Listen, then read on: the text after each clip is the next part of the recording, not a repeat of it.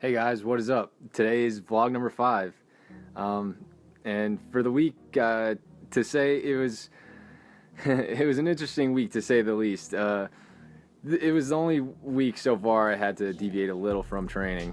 On my session on Tuesday, unfortunately, it rained and I had to stay inside and wasn't able to do the low rim dunks again. So I had to do the box jumps on the stairs. They're kind of boring and I couldn't get a good enough angle. So I didn't even bother to record them. So what you'll be seeing is the majority of the rest of the sessions, like usual. But anyways, I wanted to talk a little bit about speed day because I haven't been including it in these videos with you guys. So I feel like I should fill you in on what's happening on that day and the importance of actually getting faster to help your ability to jump. Hopefully my explanation, helps dumb it down and understand some technical misconceptions you guys might be having. Essentially, jumping and sprinting are really similar.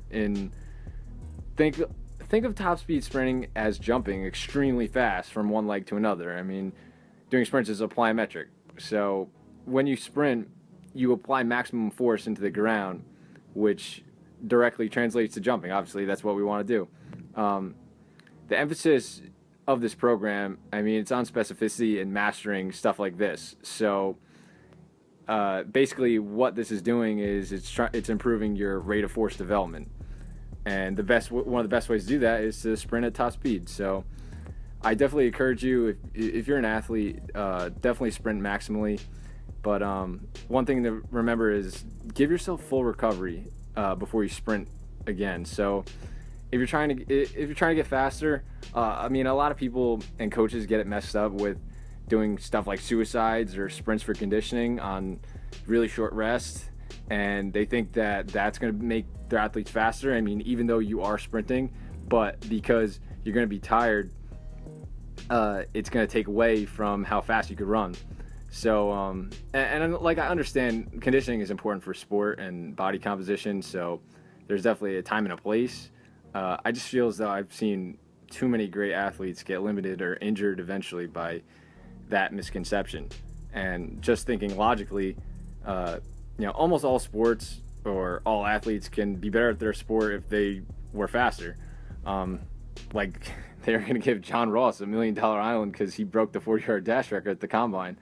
I just think it's crazy how much value just running really fast has for anyone who's an athlete. So, and it's funny because you rarely run a straight line in competition anyway. So, but that's the thing. Linear speed is a direct measurement of power. So they know that if they're getting a fast athlete, they're getting a powerful athlete.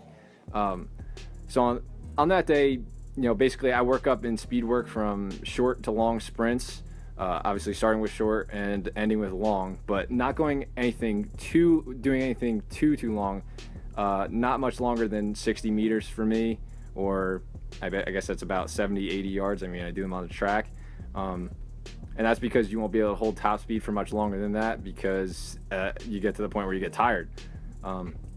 After that, I do bounding, which is pretty much like a triple jump, but it's over a certain distance. If you aren't familiar with bounding, it's kind of like the depth jump for sprinting. You're forcing your muscles to maximally contract while practicing the same posture and mechanics of sprinting.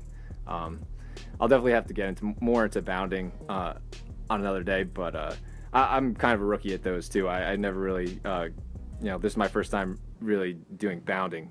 So, but and then the final exercise on that day, on speed day, is cleans for me, or a variation of the Olympic lifts or dynamic ever deadlifts. He gives you an option.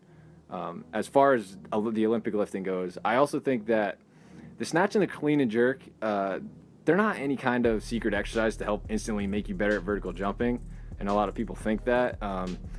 They're just more of like tools in the toolbox for us to use and help us get better at a certain type of skill, which is being more powerful with a weight that is pretty heavy, or at least much heavier than where we're going to have to move to jump or sprint. I also think one thing to consider if you're a higher level athlete, like a college athlete, is the Olympic lifts are really technical. Like if you haven't trained them, or if you're really new at them, or you haven't trained them with a good understanding at least, or of what good Olympic lifting form is, odds are it's going to be hard for them to have an impact on your performance anyway, in the short term at least. I mean, look at Olympic lifters. They train their whole lives, but sometimes they're not able to even perfect the lifts. And that's not to say you need to perfect them for them to have an impact, but it's just not really a good idea or to approach your training or your off season and say, I'm going to start doing the Olympic lifts for the first time and expect them to add 6 inches to your vertical in 8 weeks, an 8 week off season. It's just, I mean, try to be realistic of what that's going to do. I guess what I'm trying to say is take an all angles approach and then see where you fall on the spectrum. You might find that the Olympic lifts is you're missing piece to fulfill your potential, but I mean, it's just some things to think about and consider. People definitely see that video of Saquon Barkley from Penn State. He does a clean of 385 or 395 with the whole team around, and it's crazy, and they just go nuts when he does it. But people see that and they think oh, this guy runs a 4.4. That's all I need to do. If I get really strong at the clean, then I'll be the fastest out there. And I mean, just be realistic. From watching that video, you could tell that kid has been training that lift for more than just one off season, and he has superior genetics compared to someone like me who was just trying to dunk for the first time. These things are case by case kind of thing, and my advice to anyone who's a beginner is don't be afraid to try different things training wise. Obviously have your goals for each training cycle and for the year and what have you, but it's just good to keep it fun and interesting. But anyways, that was my rant for today, guys. I hope you enjoyed the video. Don't be afraid to drop a comment down below. Hit me up on social media. Like the video if you liked it. Subscribe if you haven't already. And thanks for watching. I'll see you in the next one.